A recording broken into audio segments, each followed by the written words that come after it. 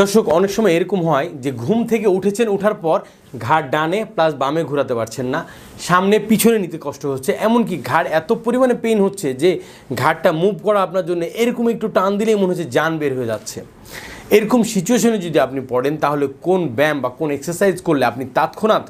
এই কষ্টদায়ক পরিস্থিতি থেকে মুক্তি পাবেন, সেই ব্যায়াম আমি এখন আপনাদেরকে দেখাবো। প্রথম যদি এক্সারসাইজটা আমরা বলি, অনেক সময় দেখা গেল ঘাড়ের এই মাসেলগুলো টান খেয়ে প্রচণ্ড পরিমাণে পেইন হয়, যার কারণে আমি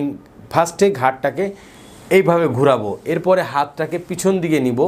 পিছন দিকে নেওয়ার পর অপোজিট হাত দিয়ে আস্তে আস্তে আস্তে আস্তে ঘাড়টাকে এইভাবে চাপ দিয়ে 1 2 3 4 5 6 7 8 9 10 অ্যান্ড অফ